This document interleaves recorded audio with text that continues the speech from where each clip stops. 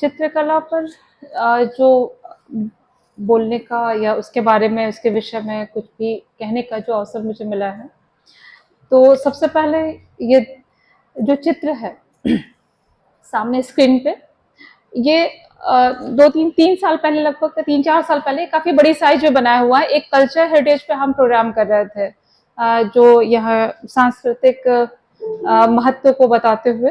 तो उसमें काशी को के शिव और पार्वती आप देख रहे होंगे।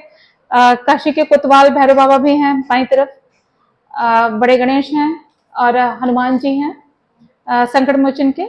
ये एक्रेलिक कलर में ये पेंटिंग बनी हुई है और इसके साइज जो है इसका, ये काफी बड़ा साइज है, क्योंकि अभी इसमें तो ओरिजिनल साइज नहीं दिखता है। तो सबसे पहले शिव की स्तुति करते हैं, उनकी आराधना करते हैं और यहीं से इसका शुरू करना चाहती हूँ। इसके महामृत्युंजय मंत्र।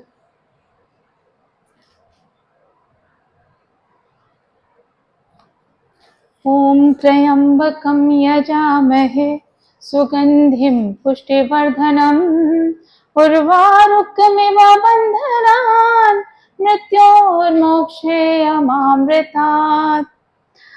अब जो शिव की आराधना है।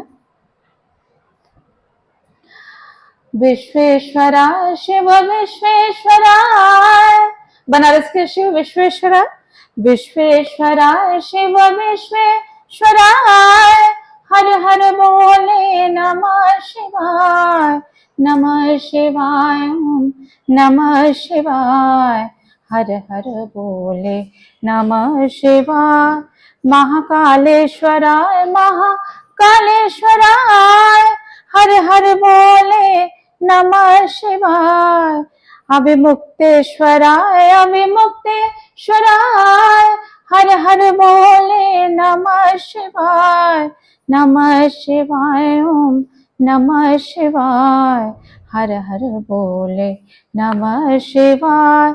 सोमेश्वराय शिव सोमेश्वराय, जटाधराय शिव जटाधराय। कोटेश्वराय शिव कोटेश्वराय, हर हर बोले नमः शिवाय। रामेश्वराय शिव रामेश्वराय, हर हर बोले नमः शिवाय। नमः शिवाय ओम नमः शिवाय, हर हर बोले नमः शिवाय। गंगाधराय शिव गंगाधराय, रुद्रेश्वराय शिव रुद्रेश्वराय, हर हर बोले नमः शिवाय। नमः शिवाय ओम नमः शिवाय, हर हर बोले नमः शिवाय। तो ये काशी के कला परिदृश्य पे फिर से आते हैं। पीछे आपको घाट दिख रहा है, मंदिर दिख रहे हैं, छतरियां दिख रही हैं, सीढ़ियां दिख रही हैं और साथ में उसको कंपोजिशन जो है ये दिख रहा है, कैसे कंपोज किया गया है। अगर हमारे पास 4-5 देवी देवता हैं जिनको हमको या फिगर इस तरह के हैं, तो हम इसको इस कंपोजिशन को क्या कहते हैं, मैं थोड़ा सा मतलब संक्षेप में चित्रकला के बारे में भी अगर बता दूं तो मुझे लगता है कि अगर जो इस फील्ड से नहीं है उन्हें भी थोड़ा ठीक लगेगा। उसके बाद हम लोग पे आएंगे और यहाँ की चित्रकला परिदृश्य पे बात करेंगे। तो चित्रकला में ये जो कंपोजिशन है, इस तरह के कंपोजिशन में हम इसको क्रिएटिव कंपोजिशन कह सकते हैं, क्योंकि ये कहीं हमें मिलता नहीं है, इसको हमने क्रिएट किया है। इसको उठा करके वो उस तरह के जो आकृतियां हैं उसको हमने अपनी तरह से इसको प्लेस किया है कि कहाँ पे ये प्लेसमेंट दिया जाए और कहाँ पे इसको रखने से ये ठीक लगेगा। जैसे कोतवाल जी को, काशी के कोतवाल भैरव बाबा को कहाँ रखना है, उनको कहाँ रखना है, मूल फिगर को कहाँ रखना है। जो मूल फिगर है शिव, शिव को कहाँ रखना है कि शिव के जो त्रिशूल पे कहते हैं ना, शिव त्रिशूल पे काशी को लेके फिरते थे यहाँ पे। उसके बाद फिर त्रिशूल को उन्होंने यहाँ रखा और काशी की स्थापना हुई यहाँ के जंगलों में। तो ये जो गणेश जी हैं उनको कहाँ रखना है, किस दिशा में रखना है, देवताओं का मतलब कौन सा कोण होता है, तो उन सब चीजों को लेते हुए और कंपोजिशन क्या करनी है घाट की। पीछे क्या है, बैकग्राउंड में घाट ही है, घाट है। नाव दिख रही होंगे एक साइड में, दाहिनी तरफ में आपको नाव है। फिर जो श्रृंगार है उनका श्रृंगार भी करना है, लेकिन इस तरीके से करना है कि वो बहुत ज्यादा हमें वो पूरे कंपोजिशन को डिस्टर्ब नहीं करे, मतलब वो पीछे रहे, थोड़ा ब्लर रहे। तो ये मैं सिर्फ ये बता रही थी कि हम लोग जैसे कंपोजिशन करते हैं पेंटिंग में, चित्रकला विभाग में जो पढ़ाई होती है, उसमें हम लोग क्या करते हैं कि इसमें कई सारे सब्जेक्ट होते हैं, जैसे स्टिल लाइफ है, कंपोजिशन है, लैंडस्केप है, पोर्ट्रेट है, वाटर कलर पेंटिंग है, ऑयल कलर पेंटिंग है, एक्रेलिक पेंटिंग है और मिक्स मीडिया है। इसके अलावा भी और भी बहुत अलग अलग एक्सपेरिमेंटल वर्क चल रहे हैं, ऑडियो विजुअली इसमें बहुत प्रयोग हो रहे हैं, नए नए इंस्टॉलेशन है और परफॉर्मेंस आर्ट है, बहुत सारे जो इस तरह के प्रयोग चल रहे हैं। तो लेकिन जो बेसिक्स है तो उसमें तो बहुत डिटेल में जाने का कोई मतलब नहीं है। जो बेसिक्स है वो यही है कि हम ये जो आपके सामने है स्क्रीन पे वो कंपोजिशन है, और ये इसको रियलिस्टिक भी नहीं कह सकते, एब्स्ट्रक्शन भी नहीं कह सकते। एब्स्ट्रक्शन जो है अमूर्तन की बात कहते हैं ना, कि अमूर्तन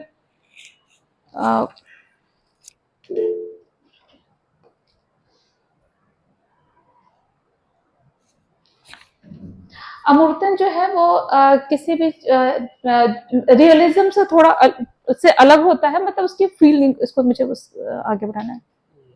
अच्छा ठीक है ठीक है ठीक है ठीक है। उसका कुछ रखा है हमने, उसको आपको शॉर्ट में समझाएंगे। अगर आपको लगता है कि इस पे विषय पे ज्यादा हो रहा है तो आप प्लीज बोल दीजिएगा, मैं उसको वहीं पे रोक दूंगी, दूसरे विषय दूसरा आगे बढ़ा दूंगी। ये जो कंपोजिशन आप देख रहे हैं, इसको हम वाटर कलर में भी बना सकते हैं, एक्रेलिक पे बना सकते हैं। तो इसमें हमने गांव की जो ग्रामीण महिलाएं हैं, जब वो आपस में मिलकर बातचीत करती हैं, या कब सावन के महीने में वो श्रृंगार, चूंकि ये लोक रस से भिना हुआ है, ये यहाँ का मतलब ये जो हमारा सब्जेक्ट है, जो टॉपिक है, तो उसको उसको ये छूता हुआ है। तो हर तरह की पेंटिंग से एक एक कह सकते हैं नजीर जो है हमने उठा के अपने जो सीरीज बनाई है उसमें से यहाँ एक एक रखा हुआ है। तो ये दो महिलाएं हैं जो बात कर रही हैं और साथ में वो इंतजार भी कर रही हैं, प्रतीक्षा भी कर रही हैं किसी के आने का। तो ये जो है, ये इसको पोर्ट्रेट पेंटिंग में इसको रखा जा सकता है। वैसे तो पोर्ट्रेट ये होता है कि अगर हमारे सामने कोई बैठा है, हम उसका चित्र उतार लें, उसको पेंसिल में कर लें, उसको एक्रिलिक में कर लें, ऑयल कलर में कर लें, या जिस भी मीडियम में चाहे मिक्स मीडियम में कर लें। तो ये हमारे ऊपर है कि हम उसको पोर्ट्रेट कैसे करते हैं। तो इसमें जो पोर्ट्रेट है ये इमेजिनरी है, ये किसी को देख के नहीं बना है, लेकिन हम लोग सामने बैठ के भी, जो अगर आप बैठे तो हम बना सकते हैं, हमारे स्टूडेंट इसको बना सकते हैं। इसमें से ये सारी जो ये पहली पेंटिंग तो भी नहीं, वो काफी बड़ी है, ये दोनों पेंटिंग सेल हो चुकी हैं। ये बहुत पहले की पेंटिंग है जब मैं पढ़ाई करती थी, और एग्जीबिशन लगा था, ग्रुप एग्जीबिशन था, उसमें से ये सेल हुई। और ये ऑयल कलर में है, इसका साइज बहुत बड़ा नहीं है, नॉर्मल साइज है, 2x2.5 का लगभग, नहीं 1.5 और 2.5 का है शायद, ये फीट है इसकी साइज। और ये भी मिक्स, मतलब इसको हमने ना स्ट्रक्चर्स पसंद थे, जैसे आपको अपने काम में जो भी पसंद आता है आप उस तरह का काम करना शुरू करते हैं, चाहे लेखनी हो, साहित्य हो, या फिर आप कविताएं लिख रहे हैं या शायरी कर रहे हैं, जो भी आपको सही लगता है आप उस तरह से काम करना शुरू करते हैं। तो ये ऐसा ही है कि उस समय मुझे ये पसंद आता था, और जैसे लाइफ के हिसाब से आपकी थॉट प्रोसेस चेंज होता है, वैसे ही पेंटिंग में भी आप टाइम के साथ हर फेज चेंज होता रहता है। अगर आप 5 साल पहले जो सोच रहे होते हैं वो नहीं सोच पाते बाद में, तो 5 साल बाद आप वो रच भी नहीं सकते जो उस समय रच सकते थे। तो ये जो पेंटिंग अभी आपके सामने है, ये भी पहले की है, ये ऑयल पेंटिंग है, और इसमें भी गांव का ही दृश्य है, जिसमें कि महिलाएं और अपनी बेबसी या लाचारी को है, या उनके उसमें आप जिस भी तरीके से आप इसको सोच सकते हैं कि उनके गरीबी के बारे में, और उनकी असुरक्षा के बारे में, उनके रहन सहन के बारे में। ये पेंटिंग सिर्फ एक एग्जाम्पल है कि कंपोजिशन कैसे होता है, और क्या क्या क्या इसमें हम कैसे एलिमेंट को डाल के कंपोज कर सकते हैं। थर्ड पेंटिंग पे आते हैं।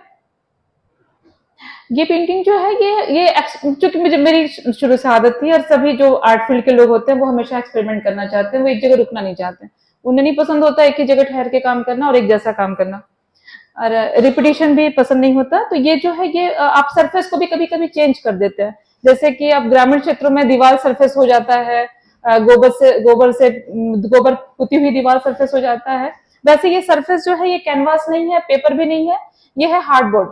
जो हार्डबोर्ड जो वो हार्डबोर्ड और प्लाईवुड जो आप यूज करते हैं दरवाजों के लिए। तो कभी कभी क्या होता है कि हम लोग रिसोर्सेज के अभाव में, जब आपके पास बहुत महंगे मटेरियल नहीं होते हैं, कैनवास हमेशा अवेलेबल नहीं होता है, तो फिर आप ये भी वहां भी काम करते हैं जहां पे आपको लगता है कि ठीक है ये भी एक सरफेस हो सकता है। तो इस तरह से इसको प्लाईवुड पे काम किया था। प्लाईवुड पे पहले टेक्सचर व्हाइट लगाते हैं, फेविकॉल लगाते हैं, मतलब कुछ ऐसा लगा देते हैं जैसे अजंता वगैरह में काम करने से पहले या दीवार में काम करने से पहले जो भी हम उसका एक टेक्निक होता है जिसको लगाया जाता है जिससे कि वो उस पर चिपक जाए। हाँ, जैसे वो उस वहां पे अजंता के बारे में जो हम लोगों ने हम जानकारी है कि वहां पे बहुत सारी चीजें मिलाई गई जिसमें कि एक मेथी के बीज भी थे जो कि वो पकड़ के बनाए रखने का काम करते थे। और बहुत सारी ऐसी चीजें भी होती हैं जो कि आप बहुत टाइम तक भी खराब होने का की गुंजाइश न रहे चीजों को। अब ये आते हैं, ये छठ पूजा का है बनारस घाट पे। ये भी लगभग 10-12 साल पहले की पेंटिंग है। इसका छतरियों के साथ दीपक जल रहा है, पूजा की सामग्री रखी हुई है और जो इसका ट्रीटमेंट है, पानी में खड़ी हुई स्त्री है और वो पूजन चल रहा है। ये जो पेंटिंग है ये घाट की पेंटिंग है, लेकिन ये मतलब मेरे अपने तरह की घाट की पेंटिंग है जो कि आपके क्रिएशन में है। जरूरी नहीं है कि आप जो पेंटिंग जैसा दिख रहा है हम वैसा ही करें, जो हमें दिख रहा है हमें वैसा ही करना है। हम अपने तरीके से भी चीजों को क्रिएट कर सकते हैं और आर्टिस्ट वही है जो कि वो उन चीजों में वो चीज देख ले, वो भी देख ले जो कि छुपा हुआ है, जो कि सबको नहीं दिख रहा है और आपने अपनी तरह से इसको क्रिएट किया। तो ये छतरी भी थोड़ी अलग है और घाट भी अलग है, नाव भी अलग है और इसका जो ट्रीटमेंट है वो भी अलग है। एक्रेलिक कलर में है, ये थोड़ा खुरच करके उसको जब थोड़ा गीला नहीं, गीला वो सूखा नहीं रहता है प्रॉपर, तो आप उसको किसी भी चीज से, नुकीली चीज से इसे खुरच करके इस तरह का ट्रीटमेंट पा सकते हैं। तो ये एक एक पेंटिंग मैंने उठाई है अपने एक एक सीरीज से।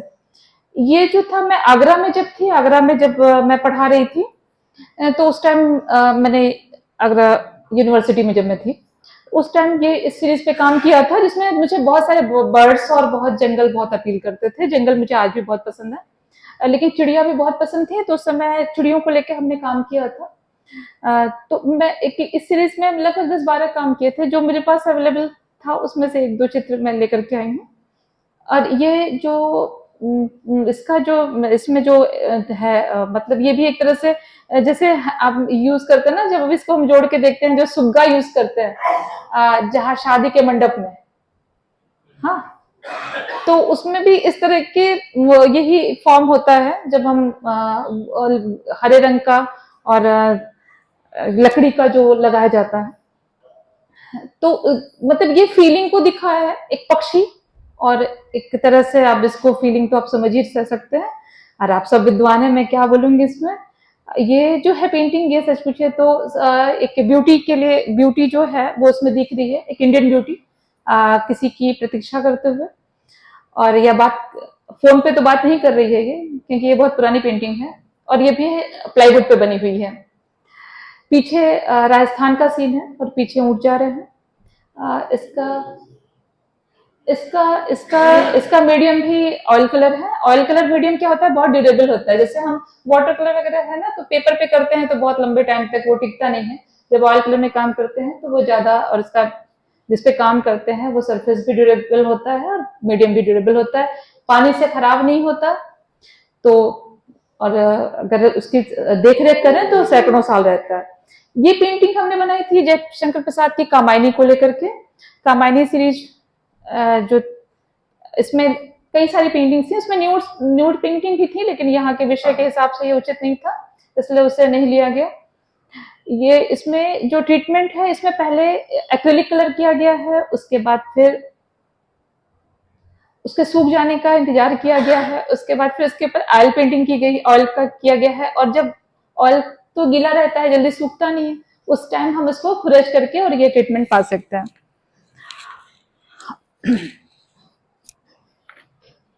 तो कामायनी में जो जयशंकर प्रसाद ने श्रद्धा मनु का वर्णन किया है, उसमें मैंने उसको लेकर के काफी इसको पढ़ा और मुझे अच्छा लगा, उसका नाम भी अच्छा था और उसकी चर्चा भी बहुत थी। तो उस पे लगभग 10-12 काम किए हमने और अच्छे काम थे इसमें। यहाँ पे फिर एक है, ये जो है पेंटिंग, ये फिलहाल बहुत पुराना नहीं है, ये साल भर के अंदर का ही है। जंगल पसंद है तो जंगलों पे काम करते हैं। जंगल चूंकि देखने को मिलते नहीं है और देखने के लिए बहुत दूर जाना पड़ता है। पहले जो है वो हमें कम से कम बीएचयू के अंदर भी थोड़ा ढंग ढंग से दिख जाता था। अब तो पेड़ों की कमी होती जा रही है तो फिर जंगल कहाँ दिखते हैं। जंगल देखने के लिए काफी दूर जाना पड़ता है, तो हमने सोचा कि चलो कुछ काम घर पे कर लेते हैं, हमें घर में दिखाई दे जाएगा, जब चाहेंगे तो पेंटिंग में देख लेंगे।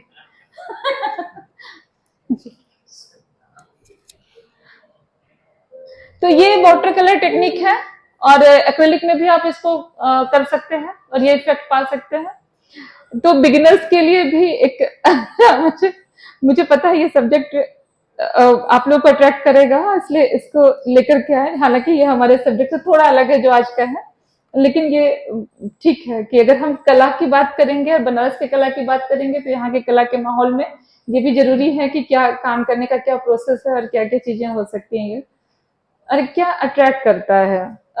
पेंटिंग वो बैग हटा लेते हैं सर, इधर इधर इधर ला दीजिए, इधर।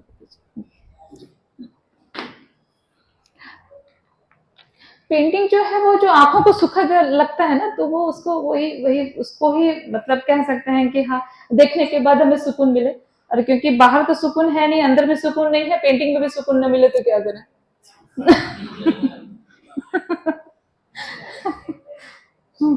कम से कम घर में जो चीज सजाए उसको तो देख करके हमें राहत मिले। तो इसमें एक दूर दिख रहा है दृश्य कि एक दो लोग हैं जो जा रहे हैं, टहल रहे हैं जंगल में। तो ये फीलिंग भी अपने आप को खुश करती है कि हाँ। तो ये अलग अलग कलर कॉम्बिनेशन में को बनाया गया है। और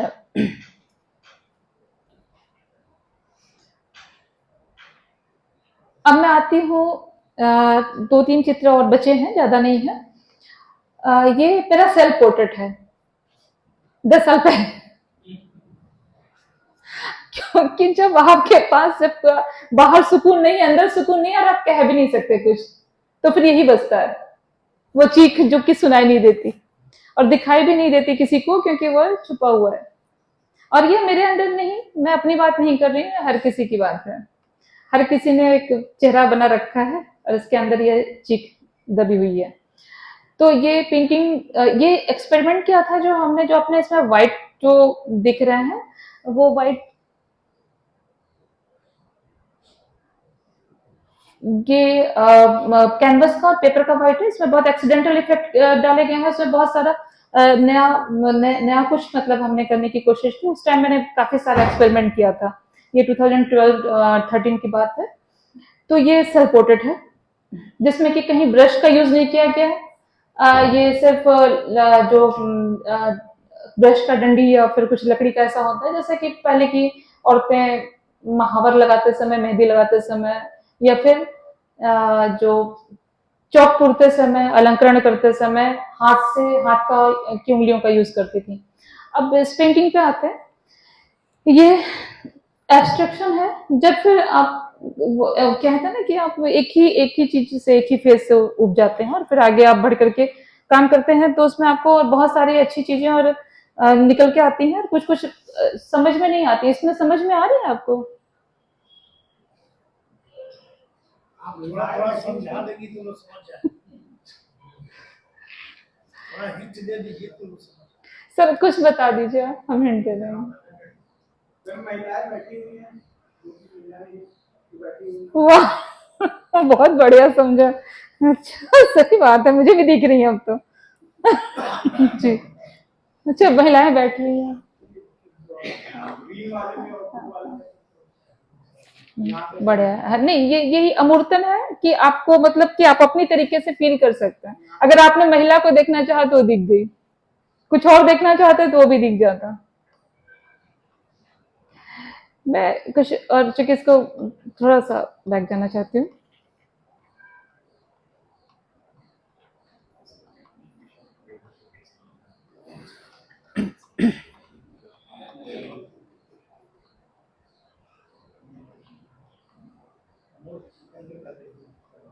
इसमें 2 महिलाएं हैं, ठीक है, क्या कर रही हैं, कुछ सोच रही है, और वो उनकी जो फीलिंग है वो जरूरी नहीं है कि आपको वो उसमें चेहरे पे दिख रही हो सकता है अंदर कुछ और चल रहा है।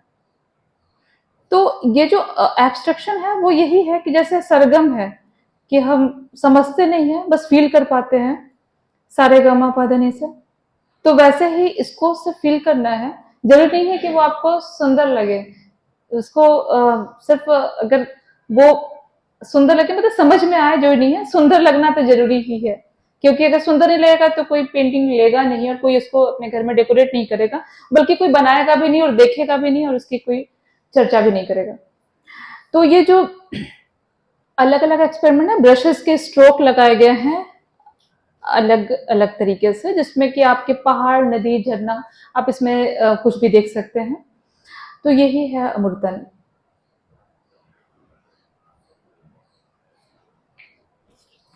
ये इमेज थोड़ा पेपर का इफेक्ट, इसके नीचे टेक्सचर व्हाइट है, और इसको जो रिजल्ट पाना चाहते हैं हम उस तरीके से उसको पहले यूज करते हैं सरफेस को, ताकि वो उसके लिए रेडी हो जाए। उसके बाद फिर हम उसमें अलग अलग वो कलर डालते हैं जिसमें जो हम मतलब जो रिजल्ट चाहते हैं। ये जो है ये पेंटिंग में क्या आपको बनारस नहीं दिख रहा है? बनारस की गलियां, बनारस की सीढ़ियां, बनारस के घाट, वहां के मंदिर, वहां का आर्किटेक्चर, यहाँ के लोग, यहाँ की मस्ती, यहाँ की भीड़।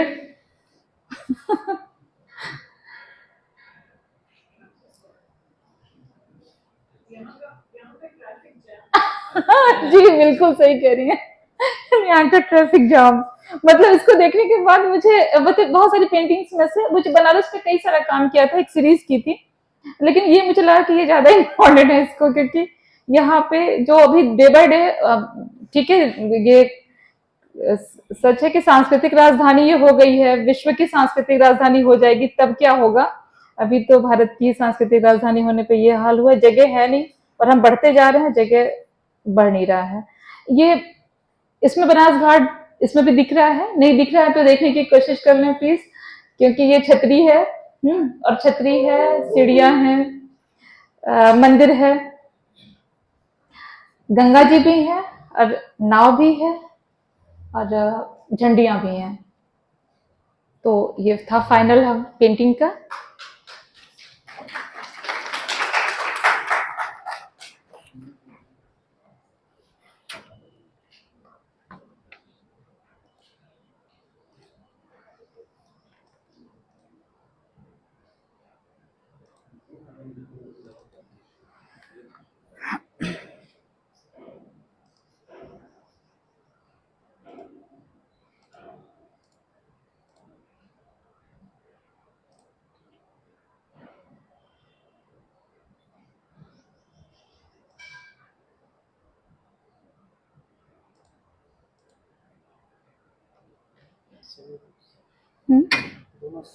दोनों से बड़े हैं। तो ये तो परिचय था, तो परिचय से भी ये मतलब बहुत ज्यादा नहीं होगा, मतलब उतना ही होगा जितना परिचय था। ये हम आ जाते हैं यहाँ के जो चित्रकला परिदृश्य के बारे में अगर थोड़ी बात करते हैं, तो प्री हिस्टोरिक पीरियड से अगर हम शुरू करें तो चाहे वो स्पेन का अल्टामिरा हो या फिर हमारा पंचमढ़ी हो या फिर यहाँ के लेखनिया दरी हो, ये विंध्य क्षेत्र की पहाड़ियां हो, लेखनिया दरी के आसपास के जो एरिया है, सोनभद्र के पास जाइए तो बहुत जगह है कि हमको मिलता है बहुत रॉक पेंटिंग, इस तरह की पेंटिंग पे चित्र बने हुए हैं, बहुत पुराने शैल चित्र हैं जो कि धूमिल हो गए हैं क्योंकि रख रखाव नहीं था, धूप में था, और कुछ टूट फूट हो गया, कुछ हो गया। तो अब जब प्री हिस्टोरिक के बाद, क्योंकि उस टाइम तो कलर खुद ही बनाना था, ब्रश तो था नहीं, लेकिन लोगों में कलात्मक सौंदर्य था, उनके अंदर था, वो उनको पता नहीं था, बस जैसे बहुत कुछ हमारे अंदर होता है हमें पता नहीं होता है, जब हम काम करते हैं तो फिर वो बातें निकलती हैं बहुत, और इसीलिए जरूरी है क्रिएटिव होना, क्योंकि हमें पता भी नहीं चलेगा कि हमारे अंदर चल क्या रहा है, कम से कम लिख लें उसे, कहीं कुछ बना लें कुछ भी, तो ये पता तो कर सकेंगे कि हमारे भीतर क्या चल रहा है। तो जब ब्रश खुद बनाना था, कलर खुद बनाना था, जैसे ऑयल पेंटिंग यूज करते हैं तो पहले पिगमेंट बनते थे, पिगमेंट को फिर और उसके जो लिंसेड ऑयल में घोला जाता था पिगमेंट को, फिर उस ट्यूब में, जो ट्यूब मार्केट में मिलता है, वो सब इतना इजी नहीं था, वो हर चीज खुद से ही करना पड़ता था। तो उस समय आर्टिस्ट खुद ही कलर बनाता था, खुद ही ब्रश बनाता था और खुद ही कलर करता था। वो तो सभी लोग समझते हैं इस बात को। लेकिन अगर लोक चित्र की बात की जाए या फिर यहाँ के लोक कला की बात की जाए, तो लोक कला की शुरुआत जब यहाँ जब प्री हिस्टोरिक पीरियड के बाद जब हम आते हैं, जब उस समय जब गुफाओं में या उंगलियों से ही काम किया गया ब्रश का, पेंटिंग की जगह राम रच, खड़िया, चूना, कोयला, जो भी उपलब्ध मटेरियल थे, क्योंकि वो मटेरियल तो हमें कहाँ से मिलेंगे, वो तो उस समय तो पिगमेंट इस तरह से मिलता नहीं था, केमिकल कुछ भी कि हम उसे बना सकें, लिंसेड ऑयल मिलता नहीं था। तो वो जो हमारे पास अवेलेबल था मटेरियल, उसी से पेंटिंग करना शुरू किया, खड़िया से, कोयले से, जो कुछ भी। और बाद में भी वो चीज ट्रेडिशनली एक दूसरे को फॉरवर्ड होते हुए और अभी वो पारंपरिक रूप से मतलब ट्रांसफर होता गया पीढ़ी दर पीढ़ी। और जब हम नॉर्मली झोपड़े में रहने लगे, घर बना के रहने लगे, और उसके बाद फिर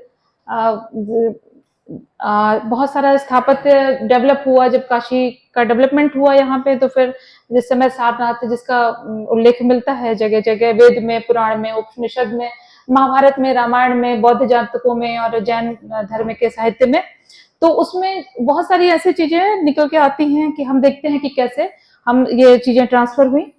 और एक टाइम के बाद हम आ गए जब कि जो जादू टोना टोटका जो उस समय था, जिस समय प्री हिस्टोरिक पीरियड था, जिस समय कि वो शिकार करता था, वो सोचता था पता नहीं तीर लगेगा कि नहीं, हम मार पाएंगे कि नहीं, तो ऐसा करते हैं तो ये होगा, ऐसा करते हैं तो शायद ऐसा होगा। तो वो जो फीलिंग थी, वो चीजें भी ट्रांसफर हुई, वो डर भी ट्रांसफर हुआ, और डर के मारे हम पूजा करने लगे। मतलब मैं उसके स्पिरिचुअल हूँ बहुत ज्यादा, और इसलिए नहीं कि डर के पूजा करते हैं, डर तो जरूरी भी है और हर कोई डरता है।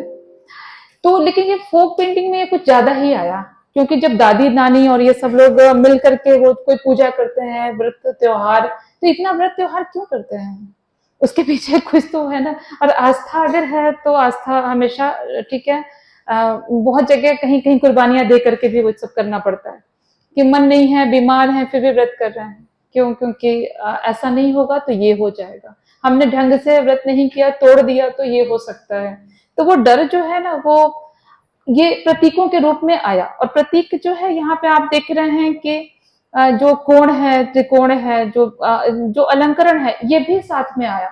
जब हम प्री हिस्टोरिक पीरियड में, जब वो काम करते, जो आर्टिस्ट काम करता था, जो प्री हिस्टोरिक मैन था, वो जो काम करता था, वो धीरे धीरे वो ट्रांसफर होते होते जब घरों में रहने लगे लोग, लेकिन वो चीजें तो नहीं बदली ना, वो चीजें तो फिर से ट्रांसफर होती गई, और फिर आते और वो फॉर्म भी ट्रांसफर हुए।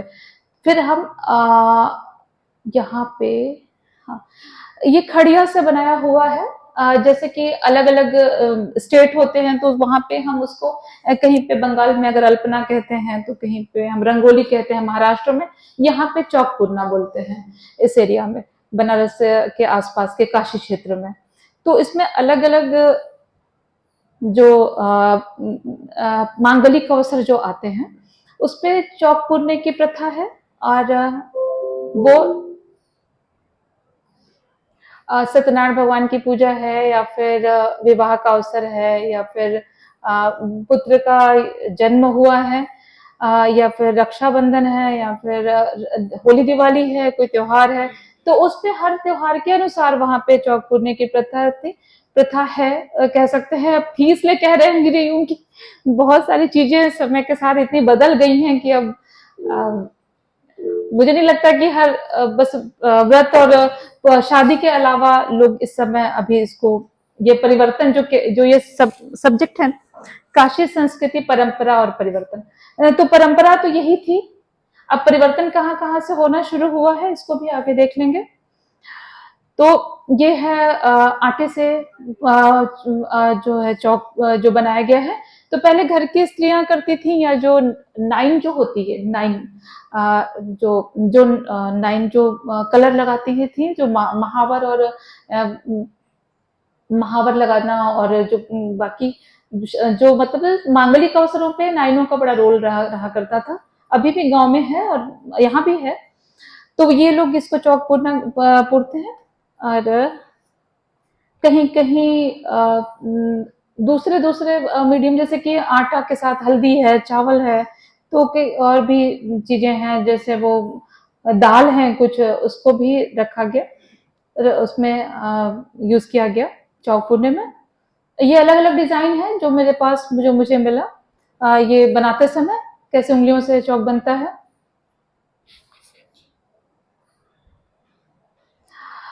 ये पूजा के टाइम या किसी मंगल पर्व पे, मांगलिक पर्व पे जो कलश रख करके और पूजा करने की जो परंपरा है, ये भी एक तरह की एक आर्ट का नमूना है। जैसे इंस्टॉलेशन होता है पेंटिंग में, कई सारी चीजों को मिला लिया, कभी कभी वेस्ट मटेरियल को भी मिला करके बनाते हैं, यहाँ पे तो सब काम की चीजें हैं, और इनको मिला करके एक संस्कार जो है, ये इसको जो भी संस्कार होते हैं उसमें ये सब काफी ये परंपरा ये चली आ रही है, और ये लगातार हम इसको फॉलो करते आए आए बहुत टाइम तक फॉलो किया लोगों ने।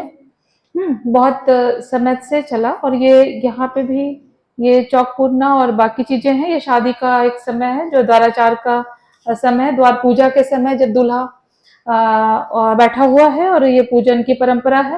एक्चुअली इतना पूजा वूजा करके ये एहसास दिला दिया जाता था कि कुछ विशिष्ट हो रहा है, कुछ विशिष्ट काम हो रहा है, नहीं तो पता कैसे चले कि शादी हो रही है। अब मुझे इतना नहीं पता कि कैसे पता आपको कोविड टाइम में है। अच्छा, मास्क पहना हुआ है, ठीक।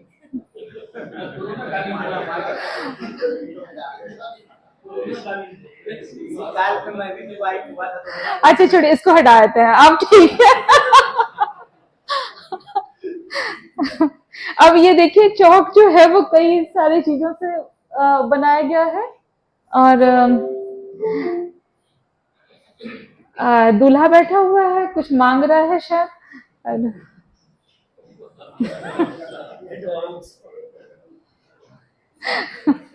अच्छा, तो ये परंपराएं जो है ना, ये बड़ी सुकून भी देती थी और अच्छा भी लगता था। इसी बहाने लोगों को एक दूसरे से जुड़ने का अवसर भी मिलता था।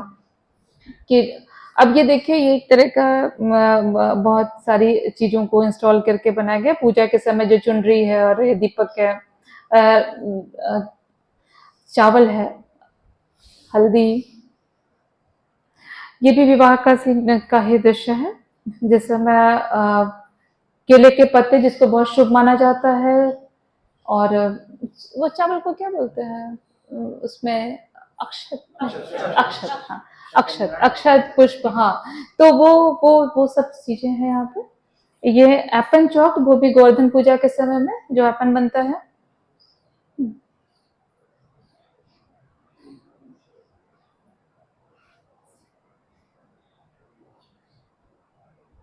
ये गोवर्धन पूजा के टाइम में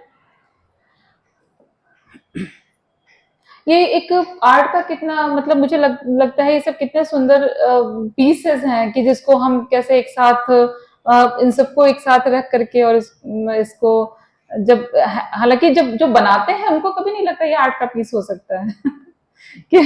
लेकिन ये सच है कि वो सब चीजें जो हमारी पारंपरिक थी, जो धर्म से जुड़ी हुई है। और हम कह रहे हल्दी ही क्यों, गोबर ही क्यों, कोई और भी चीज से, मिर्ची के पाउडर से भी तो हो सकता था पूजा, नहीं वो नहीं रखते हैं। हाँ, मतलब तुलसी ही क्यों, पीपल ही क्यों। हाँ, क्योंकि सबका एक वैज्ञानिक आधार था इन सबको पूजा करने का, और इन सबको लेकर के जो पारंपरिक रूप से इसको आगे बढ़ाने का। ये देखिएगा, हर जगह हल्दी लगाने की परंपरा है, हल्दी से ही गोवर्धन पूजा है, ये गोवर्धन कूटा जा रहा है, गोवर्धन। अन्नकूट, हाँ। अन्नकूट के समय स्त्रियां जो जुटी हुई हैं और सब अपने अपने घरों से लेकर के आई है भाई के लिए, भाई दूज के, भाई के लिए पूजा के लिए। ये डलिया जो है, ये मुझे देखने में मतलब लगा कि इसको रख से शामिल कर किया जा सकता है, क्योंकि ये जो डलिया है जो घर में या बांस से और मूस से बना हुआ, और ये भी एक पूजा का है, जिसमें कि वो ऊपर लगा हुआ है ना, जिसमें कि शादी के टाइम जो लगाते हैं बांस। हाँ, एक सेकेंड। ये भी पूजन का समय है, सारी मतलब महिलाएं इकट्ठा होकर के ये कर रही हैं ये पूजा की विधियां।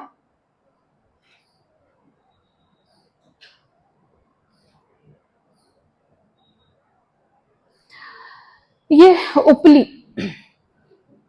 कितनी हेल्दी चीजें हैं जो कि पहले गांव में यूज की जाती थी। अभी तो ये उपली कंडे बनाने, जो गोबर के से कंडे बनते हैं, इनको बनाने का जो तरीका होता है, और ये देखिए गोले भी हैं, ये भी है, और इसको रखने का भी अपना एक तरीका है।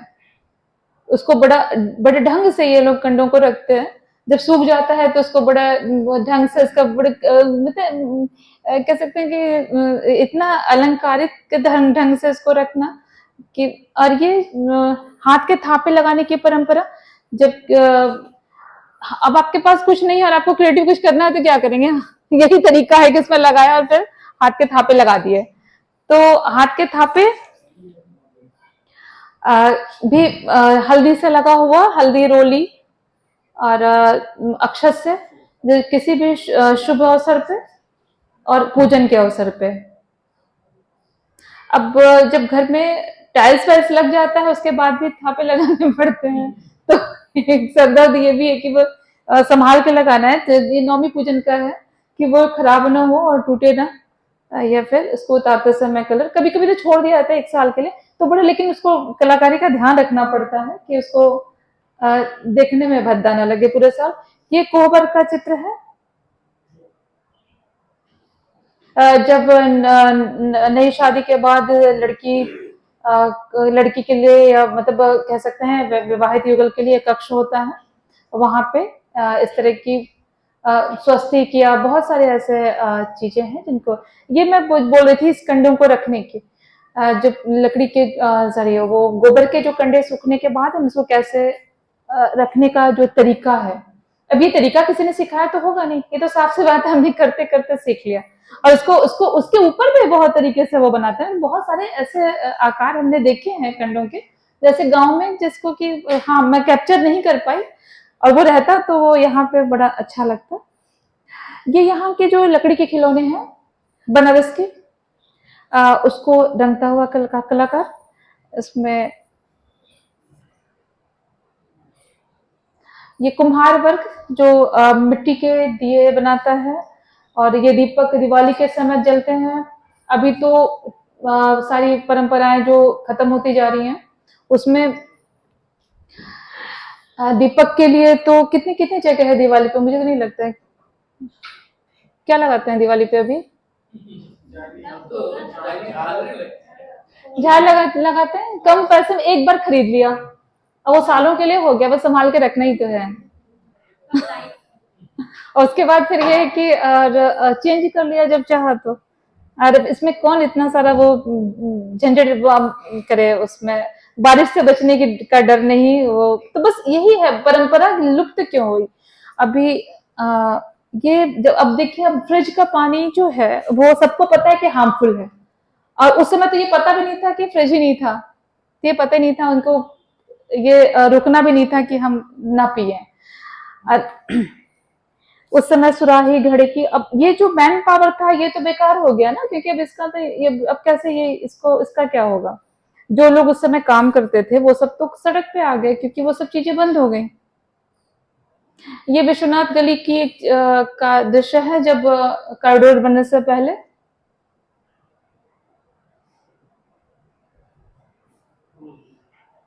ये लकड़ी की चीजें और बहुत सारे वास्तुकला के नमूने यहाँ पे रखे हुए हैं। ब्लर हो गया। ये देखेंगे आप कि अगर बाहर बैठा हुआ एक पुरुष है, और उसके साथ जो मूर्तियां हैं उसमें भी, जो यहाँ पे हर जगह मंदिरों का शहर बनारस, यहाँ पे जो भी मूर्तियां हैं आपको उनमें कलर देखेंगे, उसमें आंख कैसे बनाया है, और नाक कैसे बनाया है, होठ कैसे बनाया है, तो उसको भी ये कलर करने की परंपरा ब्रश लेकर के वो इससे वो कर रही है। और बहुत सारे ये गरीब जो लोग इन्वॉल्व हैं, उनको प्रॉपर उतना खर्च नहीं मिल पाता है, और इस वजह से ये लोग इसको आर्ट को छोड़ने के लिए भी परेशान रहे कि इसको ऐसी परंपरा हमें नहीं चलानी। अब इसकी शक्ल देख के ही लग रहा है कि ये बंदा कितना कमाता होगा, और जिससे कि वो अपनी पूरी कर सके अपने घर की जरूरतें।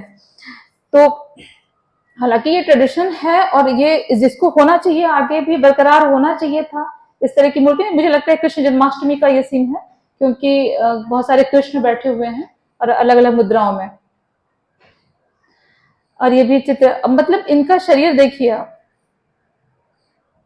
ये दो अलग अलग हैं। इसके बाद तो साफ सी बात है कि हम वो पेशा क्यों अपने बेटे से कराना चाहेगा, अपने बच्चों से कराना चाहेगा। तो क्या कभी ठीक है तुम इसे छोड़ो, कुछ और काम कर लो। तो इस तरह से लोक चित्रकार खत्म होते गए, लोक कलाकार खत्म होते गए। अब ये बच्चा है, पहले दिवाली और मिट्टी की गणेश और लक्ष्मी की परंपरा थी, और ये घरों में बना, आज भी है लेकिन उस तरीके से नहीं है जी। मतलब मैंने जब एक स्टडी जब मैं वहां पे मतलब सर्च कर रही थी, तो वहां पे लोगों ने जो बताया मुझे कि जो वॉल पे पेंटिंग करते थे उन्होंने काम क्यों छोड़ दिया, और आज क्यों वो बेकार है, या उनके बच्चों ने कहा कि नहीं अब हमसे ये नहीं होगा, हम कुछ और कर लेंगे, हम कोई और दुकान खोल लेंगे, चाय की दुकान खोल लेंगे, लेकिन पेंटिंग नहीं करेंगे। तो पेंटिंग की इतनी बदहाली क्यों हो गई, पेंटिंग की बदहाली यहाँ पे ही क्यों हुई, मिथिला मधुबनी में क्यों नहीं हो गई। अब वहां तो वो तो विदेशों में जाकर के सेल कर रहे हैं, अवार्ड पा रहे हैं, पद्मश्री पा रहे हैं। हमारे बनारस को क्या हो गया।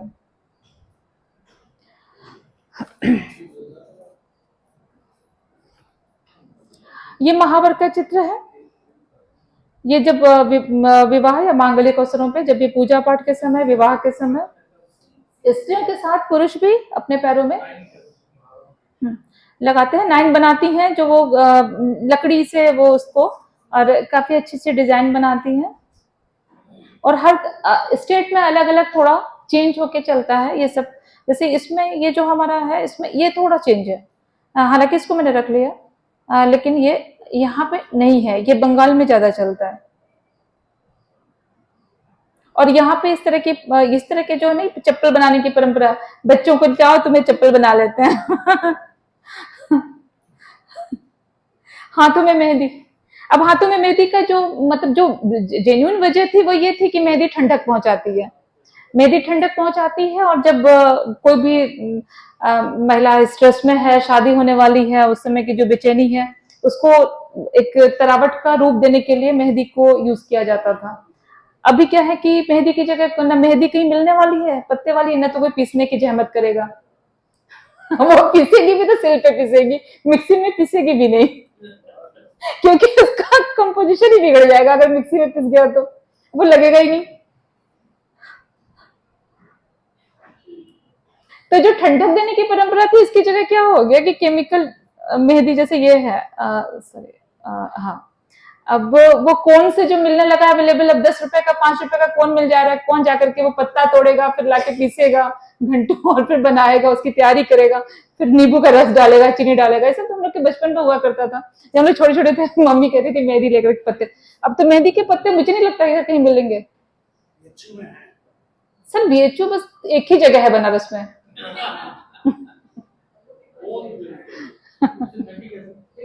बस यही दिक्कत है ना, अगर हमारा नहीं बन पाएगा असली मेहंदी। तो बस कहते हैं हाँ लगा दो भाई, ठंडक मिल जाएगी, पैरों में लगा करके सो जाती थी पहले। अभी तो क्यों मिलेगा ही नहीं, जाओ क्या लगाओगे, ठंडक की जगह गर्मी मिलेगी। अभी कौन से तो ऐसे डिजाइन बनता है, अब जैसा भी आप मनचाहा डिजाइन बनवा लें। तो ये जो गोदने की परंपरा, साथ में ये लिया, ये जो पहले गोदना था, वो गोदना भी मांगलिक अवसर पे मतलब शादी के बाद स्त्रियों के लिए बहुत जरूरी माना जाता था। तो वो चाहे छोटी सी बिंदी क्यों ना हो, लेकिन वो एक होना चाहिए। ये मेहंदी लगाती हुई स्त्री। अब आ जाते हैं भित्ति चित्रों पे।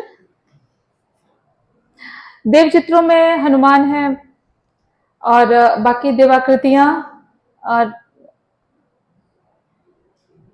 ये जो है द्वारपाल, हर मकान के सामने द्वारपाल बनाने की एक परंपरा रही। अभी चूंकि न चित्र बहुत पूरे नहीं मिलते हैं, जहां मिलते भी हैं वहां तक हम लोग, जब उस टाइम जब मैं गई थी तो उस समय जितना मुझे मिला था हमने किया, और जो नेट से लिया तो उसमें ये इस तरह का जो लिखा हुआ आया, तो उसको तो नहीं सही लगता मुझे। ये द्वारपाल बनाने की परंपरा रही, और गणेश जो है द्वार के ऊपर हमेशा शुरुआत, मतलब जो चमड़ उड़ाती हुई स्त्रियां, और बीच में गणेश, मुख्य द्वार के ऊपर गणेश। ये एक मतलब यहाँ की हमेशा मुझे लगता है कि द्वारपाल को बनाने की वजह जो है, ये एक तो कुछ शैली का असर, जो पुरानी पारंपरिक शैलियां थी, उसके अलावा एक ये भी था कि इनसिक्योरिटी जो दूर करनी अपने मन से, वो भी। और हाथी जो है वो गणेश का, कितना टाइम हो गया, सब बोर तो नहीं हो रहा, आप बता दीजिएगा, समय हो जाएगा तो प्लीज।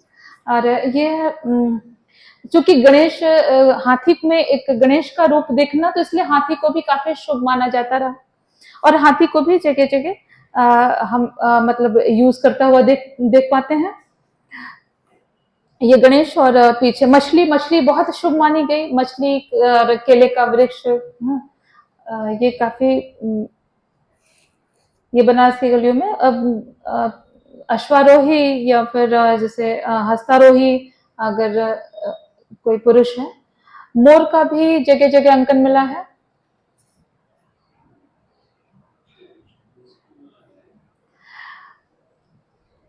हाथी और महावत, ये जो पुराने घरों में जो लकड़ी के दरवाजे जो है, इनकी डिजाइन भी बड़ी सुंदर हुआ करती थी, और उस पे जो उस तरह का अलंकरण मछली का, और अलग बगल बगल जो है दरवाजे के, ये बेल बूटे और अलंकारिक जो अलंकरण है, जो उसमें कि आप कोई फूल बना सकते हैं, फूल पत्ते बना सकते हैं, या फिर उसमें और ज्यामितीय डिजाइन हो सकती है।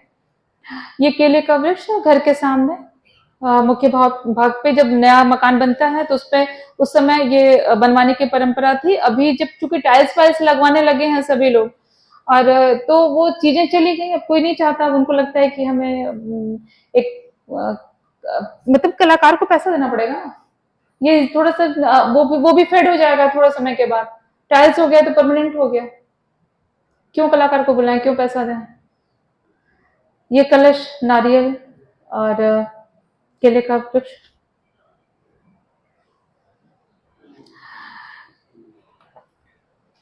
ये महावत हाथी, और साथ में ग्वालिन, ग्वालिन भी बनाने की परंपरा रही है यहाँ पे, और द्वारपाल। ये आसपास में देखेंगे गणेश है, अगल बगल वो चमड़ ढुलाती स्त्रियां, और मछलियां हैं, और साथ में अलंकरण है।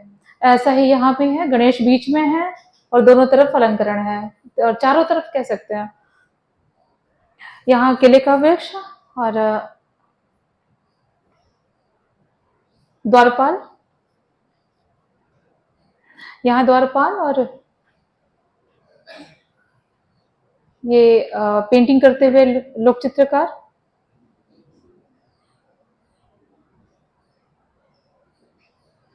ये जो है, जो डलिया उस समय बनता था वो अब नहीं बनता। जो पहले हम लोग के बचपन में जो देखते थे कि वहां पे बहुत सारे डलिया जो घर में, गांव में महिलाएं बनाती थी, वो मूंज की, और वो पूरे दिन भर बैठ करके कुछ ना कुछ बनाती रहती थी। कहीं वो डलिया बनाती थी तो कभी वो सिलाई करती थी उस तरह की, जो सुजनी, और वो जो बिछाने के लिए। तो ये तो खैर उस टाइम का है जब छठ पे डलिया खरीदते हैं, लेकिन ये डलिया जो ये है, ये तो मतलब उससे समय का है, मैंने तो कई जगह अब मिलना मुश्किल हो गया है। ये जो समय आप इसमें आप लेकर के सामान, इसको इसमें दाना वाना और वो चीजें लेकर के आप खाते थे, और ये सब, ये बैग वगैरह सब कलर वलर खुद से करना, तो बहुत सारा काम उस समय महिलाएं करती थी। अभी ये मुगदल फेरना भी एक यहाँ का बनारस का एक खास वो रहा, जो मुगदल पे जो चित्रकारी होती थी, मेरा मकसद उसको दिखाना था कि मुगदल पे भी वो अलंकरण हुआ करते थे, और ये जो जिससे कि अब, हाँ, उसकी सुंदरता बढ़ जाती थी। तो चूंकि लोक चित्रकला की बात हो रही है तो हम सभी तरह के चित्रों की बात करेंगे। अब ये नागपंचमी की परंपरा, जिसमें कि पहले सांप बनाए जाते थे। वो सांप से एक डर था कि सांप को हम चलो दूध और वो खिला देंगे लाई, तो फिर वो आएगा नहीं घर में। और अब तो बेचारा सांप खुद डर के भाग गया। अब कहीं सांप है ही नहीं है, वो कहाँ से आएगा? तो लोगों ने इसको बंदी कर दिया। सांप है क्या अभी सर?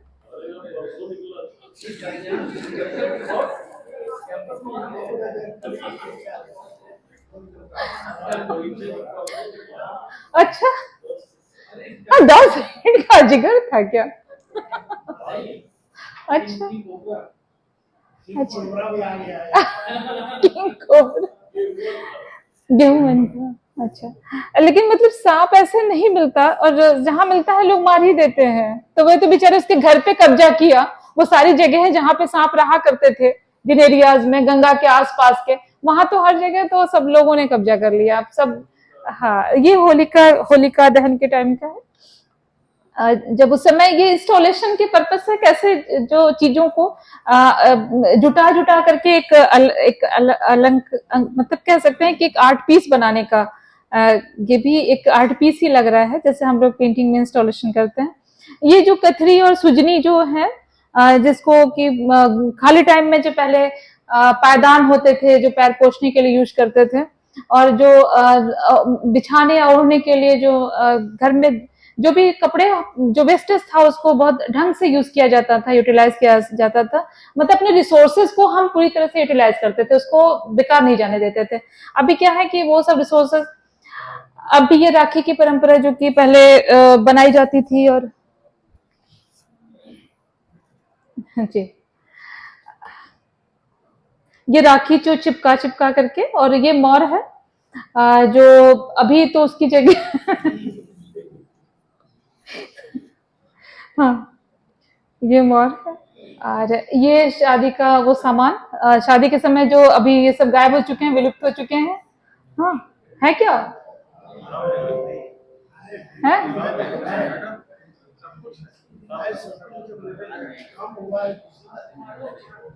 अच्छा, ये बताइए, ये है क्या? कहाँ पे?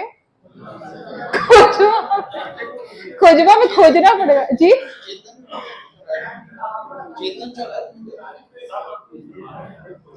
तो जो चीजें घर में अवेलेबल थी वो सब कितना मुश्किल से नहीं मिल रही है?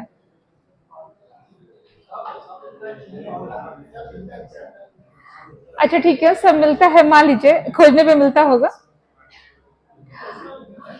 और लेकिन जो अभी जो अब ये जो उस टाइम मकर संक्रांति के टाइम आपके घर में जो घर में बनता था, तो उसका लड्डू और तिल का लड्डू, वो सब मिलता है क्या?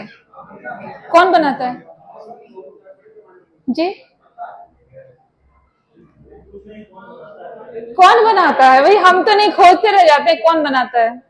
मतलब वो चीज तो मिलती नहीं है असली वाली। अब तो मार्केट में सब मिल जाता है, लेकिन घर में नहीं मिलता। ये रामलीला के सजाने के लिए, रामलीला वालों के पात्रों को। और